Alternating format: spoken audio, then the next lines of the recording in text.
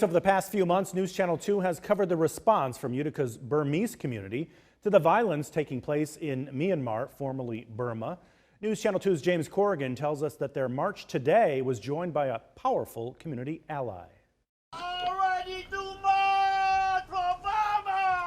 And march the Burmese community of Utica did, from Oneida Square to Hotel Utica and back, in solidarity with the millions in Myanmar living under a cloud of darkness.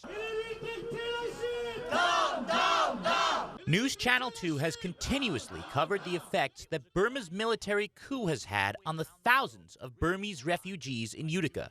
Activist Zaw Nang Win told us in March that he feared for his family back home, as the country's military dictatorship has killed over 800 innocent civilians since deposing the country's democratically elected government in February.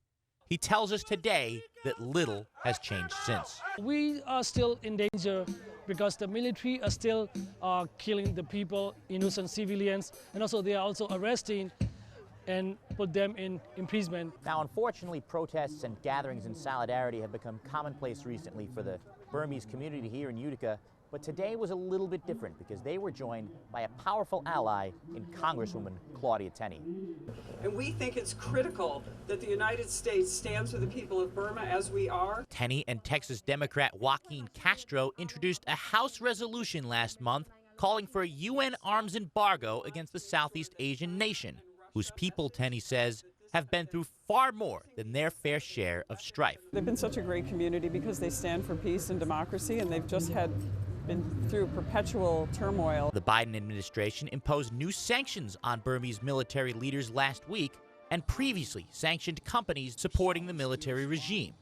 But Tenney called on the president to do more. We'd like to see President Biden work with us on this resolution and pass it into law, and then work with his team at the UN Security Council and end the military coup and restore the democratic principles that the people here are seeking. It's still not enough for Pastor Paul Schilling, a close ally of Utica's Burmese community, who says America needs to move with force. What we really want is some boots on the ground there.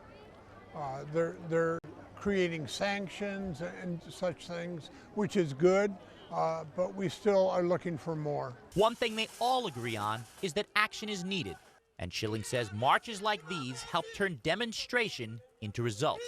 Today's event is good because the people come together and there's some relief and their thoughts are changed a little bit, and they're still standing with Burma, but they're good. It's good to everyone come together. Coming together for a cause that is far from over. James Corrigan, News Channel 2.